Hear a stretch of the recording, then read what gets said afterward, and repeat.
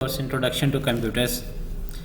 आज हम computer networks के अंदर फर्स्ट पे हम देखेंगे कि डाटा कम्युनिकेशन का जो प्रोसेस है ये डाटा कम्युनिकेशन किस तरह से इनेबल होती है। फिर हम डिफरेंट तरह के जो कम्युनिकेशन मीडियाज़ हैं या कम्युनिकेशन चैनल्स हैं इनको हम डिस्कस करेंगे। तो हम स्टार्ट करते हैं सबसे पहले कि जो डाटा कम्युनिकेशन के बेसिक हमारे पास कॉन्सेप्ट्स हैं वो कौन कौन से हैं। तो डाटा कम्युनिकेशन के अंदर बेसिकली हमने डाटा को from one computer to other computer जो है वो ट्रांसफ़र करना होता है। तो ये जो ट्रांसफ़र ऑफ डाटा है from one location to another location, इस कॉन्सेप्ट को हम कहते हैं कि हमारे पास डाटा कम्युनिकेशन है। अब डाटा कम्युनिकेशन जब हमने परफॉर्म करनी है तो उसके लिए हमारे पास कुछ जो एलिमेंट्स हैं उनका होना ज़रूरी है।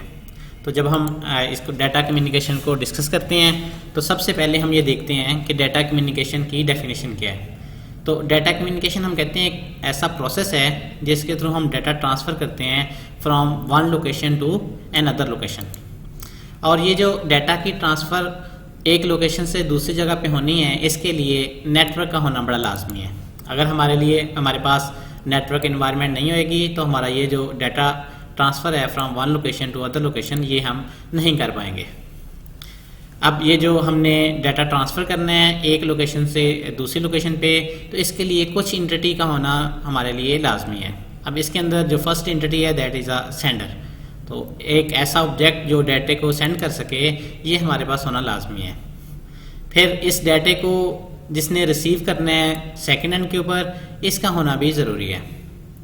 अब यहाँ तक हमारे पास दो जो हैं वो ऑब्जेक्ट कंपलसरी हैं कि एक ने डाटे को सेंड करना है और दूसरे जो उस डाटे को प्रोसेस करना है या रिसीव करना है। अब इसके लिए जब हमारे पास ये जो चैनल क्रिएट होना है तो इस चैनल को हम कहते हैं जिसके थ्रू कम्युनिकेशन होती है, ये हमारे पास मीडियम है। तो मीडियम के थ्रू हमारी जो कम्युनिकेशन है ये अनेबल होती है। इसके बाद अगर हमारे पास सेंडर भी है, हमारे पास रिसीवर भी है, लेकिन अगर हमारे पास जो है कोई चीज़ सेंड करने के लिए नहीं होती तो हम कहते हैं हमारे पास जो डाटा कम्युनिकेशन का प्रोसेस है ये नहीं हो पाएगा। डाटा कम्युनिकेशन के प्रोसेस के अंदर हमारे पास मैसेज का होना ज़रूरी है कि ऐसा डाटा जिसको हम from one location to another location send करना चाहते हैं, ये डाटा का होना हमारे पास ज़रूरी है। जब हमारे पास ये डाटा भी होता है तो फिर हम जो है वो कम्युनिकेशन प्रोटोकॉल्स को यूज़ करते हुए through the communication media from the sender to receiver and इसको ट्रांसमिट कर सकते हैं। अब ये जो मैसेज ट्रैवल करना है ये किस तरह से ट्रैवल करेगा, तो इस चीज़ को प्रोटोकॉल कहते हैं। तो प्रोटोकॉल हम कहते हैं ऐसे रूल्स हैं जिनके तहत हमारी जो कम्युनिकेशन है ये सेंडर से रिसीवर तक जाती है और जब रिसीवर पे हमारा मैसेज पहुंचता है तो उसको फिर डीकोड कर लिया जाता है। तो बेसिकली ये एक ऐसा प्रोसेस है जिसके थ्रू हमारा मैसेज जो है वो सेंडर से रिसीवर की तरफ जो है वो मूव करता है। तो सेंडर ने जब भी मैसेज सेंड करना होगा तो इसके पास मैसेज का होना ज़रूरी है और फिर इसका जो कम्युनिकेशन लिंक है ये इस्टेब्लिश होना भी ज़रूरी है। तो दो चीज़ें हमारे लिए बेसिक रिक्वायरमेंट हैं कि एक तो हमारे पास मैसेज हो, फिर हमारे पास जो है सेंडर और रिसीवर के दरमियान में कम्युनिकेशन चैनल का होना लाजमी है। इसके बाद जब हमने अपने मैसेज को फ्रॉम द ट्रांसमीटर या सेंडर एंड से हमने रिसीवर एंड की तरफ ट्रांसमिट करना है तो उसके लिए हम कहते हैं हमारे पास प्रोटोकॉल्स हैं। तो प्रोटोकॉल्स बेसिकली रूल्स हैं जिनके तहत हमारी ये जो कम्युनिकेशन है ये होती है।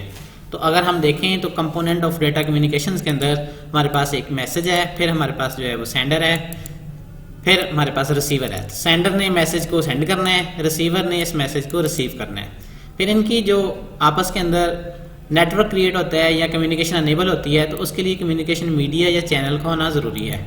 अब ये जो कम्युनिकेशन मीडिया या चैनल है ये हमारे पास कोई वायर्ड मीडिया भी हो सकता है, वायरलेस मीडिया भी हो सकता है।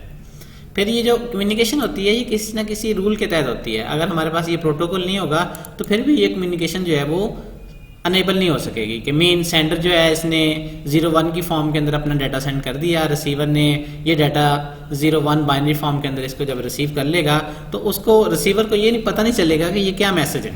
तो सेंडर जो है सेंड करने के लिए एक इनकोडिंग स्कीम यूज़ करता है उस मैसेज को, जो रिसीवर है उसको बैक कन्वर्ट करता है कि जब उसको डाटा रिसीव हो जाता है तो इस डाटे का मतलब क्या है, इसके लिए हम प्रोटोकॉल को यूज़ करते हैं। अब हम कंपोनेंट्स को वन बाय वन देख लेते हैं। First component is a message. Message हम कहते हैं ऐसी हमारे पास इंफॉर्मेशन है या डाटा है जिसको हमने कम्युनिकेट करना है। इसके अंदर हमारे पास टेक्स्ट हो सकता है, नंबर्स हो सकते हैं, पिक्चर हो सकती है कोई, इसके अलावा हमारे पास साउंड हो सकती है, कोई वीडियो हो सकती है, या हमारे पास इनका कम्बिनेशन भी हो सकता है। तो मैसेज के अंदर कोई भी चीज़ हो सकती है, हमारी इमेजेस से लेके टेक्स्ट और वीडियोस तक किसी भी चीज़ पे ये कंपोज हो सकता है। फिर ये जो मैसेज है इसको सेंड करने के लिए एक ऐसी डिवाइस होनी चाहिए जो मैसेज को सेंड कर सके ओवर द नेटवर्क। तो उस डिवाइस को हम सेंडर कहते हैं, या इसको हम ट्रांसमीटर भी कहते हैं। तो ये जो सेंडिंग डिवाइस है इसका दूसरा नाम जो है वो ट्रांसमीटर भी है, या इसको हम कहते हैं ये हमारे पास जो है वो सोर्स डिवाइस है जो डाटा को सेंड करेगी। अब सेंडर के तौर पे हमारे पास कौन कौन सी डिवाइसेस हो सकती हैं, तो इसके अंदर हमारे पास जो है वो डेस्कटॉप कंप्यूटर हो सकता है, लैपटॉप हो सकते हैं, हमारे स्मार्टफोन हो सकते हैं, कैमराज हो सकते हैं, या फैक्स मशीन जो है वो एज ए सेंडर एक्ट कर सकती है। रिसीवर के तौर पे भी हमारी इसी तरह की जो डिवाइसेस हैं जैसे कि कंप्यूटर, लैपटॉप, स्मार्टफोन, कैमराज या फैक्स मशीन है, या हमारे पास प्रिंटर है, वो एज ए आउटपुट एक्ट कर सकते हैं कि रिसीवर के तौर पे जो है हमारे पास डाटा वहाँ पे रिसीव हो जाए। अब ऐसी डिवाइस जो इस मैसेज को रिसीव करेगी और उसके बाद जो है ये हमें डिस्प्ले करेगी या उस मैसेज को स्टोर करेगी, तो इस डिवाइस को हम कहते हैं ये हमारे पास रिसीवर है।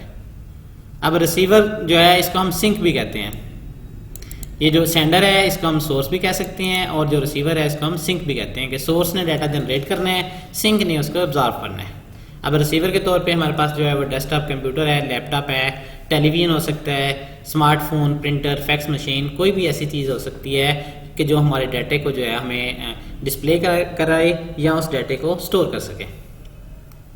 इसके अलावा हमारे पास जो है वो जीपीएस रिसीवर भी हो सकते हैं कि अगर हमने अपनी लोकेशन जो है वो फाइंड करना चाहते हैं तो उसके लिए ग्लोबल पोजीशनिंग सिस्टम जो है ये सैटेलाइट के थ्रू सिग्नल्स को रिसीव करता है और हमें बताता है कि हमारी करंट पोजीशन क्या है। तो करंट पोजीशन के अंदर ये लैटिट्यूड, लॉन्गिट्यूड और ऑल्टीट्यूड जो है ये हमें बताता है कि करंटली हमारी ग्लोबली जो है वो पोजीशन क्या है।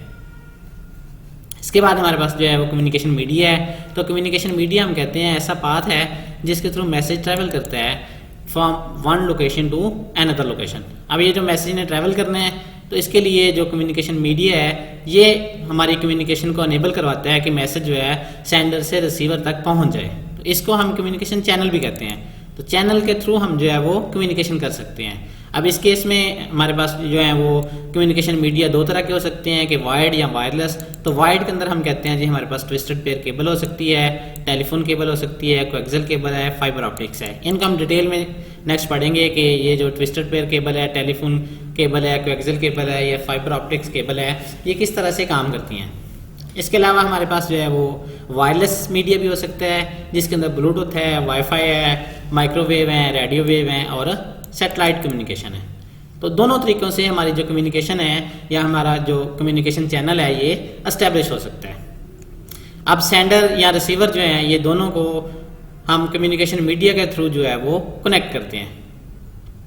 अब अगर तो हमारे पास सेंडर और रिसीवर जो है वो बिल्कुल क्लोज हैं, विद इन अ बिल्डिंग है, तो इस केस के अंदर इनको हम एक जो वायर है इसके थ्रू कनेक्ट कर लेते हैं। अदरवाइज जहाँ पे हमारे पास जो केबलिंग है ये पहुँच नहीं सकती है या जो केबल्स का लेआउट वहाँ पे बनाना और इसको इंस्टॉल करना मुश्किल है, तो वहाँ पे हम वायरलेस सिग्नल्स को यूज़ कर लेते हैं।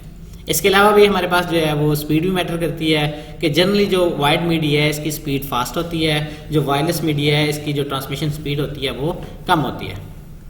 इसके अंदर हमारे पास जो है वो लास्ट एलिमेंट हमारे पास है प्रोटोकॉल। तो प्रोटोकॉल हम कहते हैं ऐसे प्रोसीजर हैं या रूल्स हैं जिनके तहत हमारी जो है वो कम्युनिकेशन सेंडर और रिसीवर के दरमियान में होती है। तो ऐसे हमने रूल्स डिफाइन किए हैं या प्रोसीजर ऐसे हैं जिनके थ्रू हमारे पास सेंडर जो है वो डाटे को सेंड करते हैं और रिसीवर उस डाटे को प्रोसेस करके हमें आउटपुट के तौर पे दिखा देता है। अब अगर हमारे पास ये प्रोटोकॉल नहीं होगा तो हम जो है वो कम्युनिकेशन नहीं कर सकते। इसकी एग्जांपल एक ऐसे ही है कि अगर हमें जो है वो लैंग्वेज आती है, इंग्लिश या उर्दू आती है, तो जब अगर हमने किसी सेकंड एंटिटी के साथ कम्युनिकेट करना होता है तो उसको भी जो लैंग्वेज हमें आती है वो लैंग्वेज आनी चाहिए। अगर लैंग्वेज नहीं आती तो जो भी हम बात करेंगे वो सेकंड एंड पे जो पर्सन है उसको समझ नहीं आएगी। फॉर एग्जांपल अगर हमें जो है वो इंग्लिश या उर्दू आती है, सेकंड हैंड वाला जो है ये चाइनीज़ है या स्पेनिश है, उसको इंग्लिश या उर्दू नहीं आती, तो जो भी हम बात करेंगे या वो बात करेगा वो हमें समझ नहीं आएगी। तो प्रोटोकॉल के अंदर हमारे पास रूल्स हैं, मेन जो लैंग्वेज हमें आती है वो अगले को भी आनी चाहिए कि जिससे हम कम्युनिकेट कर रहे हैं। तो सेकंड हैंड पे जो पर्सन है या एंटिटी है उसको भी उसी लैंग्वेज या उन रूल्स के तहत बात करनी होती है ताकि हम उसको अंडरस्टैंड कर सकें। तो प्रोटोकॉल के अंदर हमारे पास जो है वो हम कहते हैं कि कम्युनिकेशन को जो चैनल है ये हमारा जो है वो एस्टेब्लिश हो चुका है। इसके बाद हम जो है कि डाटे को ट्रांसमिशन अगर हमने करनी है तो ये किस तरह से करनी है। इसी तरह अगर डाटे के अंदर जो एरर आ गए हैं कि सेंडर ने अगर कोई डाटा सेंड किया है, रिसीवर ने उसको सही तरीके से अंडरस्टैंड नहीं किया, तो रिसीवर जो है वो सेंडर को दोबारा कहेगा कि इस डाटे को रीट्रांसमिट कर दो। इसकी दो ऑप्शन हो सकती हैं। एक तो ये हो सकता है कि डाटे के अंदर अगर एरर हैं तो रिसीवर खुद से उनको करेक्ट कर ले। अगर एरर करेक्शन नहीं हो सकती या इसके अंदर जो है वो ज़्यादा प्रोसेसिंग कैपेबिलिटी चाहिए तो उसके लिए हम सेंडर को दोबारा रिक्वेस्ट करते हैं कि वो डाटे को सेंड कर दे। इन जनरल अगर हम इसके कंपोनेंट्स को डिस्कस करें तो हमारे पास जो है वो ट्रांसमीटर का होना ज़रूरी है, रिसीवर का होना ज़रूरी है, फिर इनके दरमियान में कम्युनिकेशन चैनल का या मीडिया का होना ज़रूरी है। फिर हमने अगर जो मैसेज भेजना है जिसके अंदर हमारे पास टेक्स्ट हो सकता है, ये जो मैसेज है in the form of audio, video या नंबर्स किसी भी फॉर्म के अंदर हो सकता है, तो इसका होना लाजमी है। फिर ये जो हमारे पास कम्युनिकेशन होती है एक डिवाइस से दूसरी डिवाइस के दरमियान में, तो इसके लिए सेट ऑफ रूल्स हैं। अगर हम उन रूल्स को फॉलो नहीं करते तो हमारे जो कम्युनिकेशन का प्रोसेस है ये अनेबल नहीं होता। तो हमारे जो कंपोनेंट ऑफ डाटा कम्युनिकेशन है जिसके अंदर हम सेंडर से डाटा सेंड करते हैं और रिसीवर इस डाटे को रिसीव करके प्रोसेस करते हैं, तो ये 5 एलिमेंट या कंपोनेंट का होना ज़रूरी है कि ट्रांसमीटर, रिसीवर, मैसेज, प्रोटोकॉल और कम्युनिकेशन मीडिया जो है इनका होना ज़रूरी है।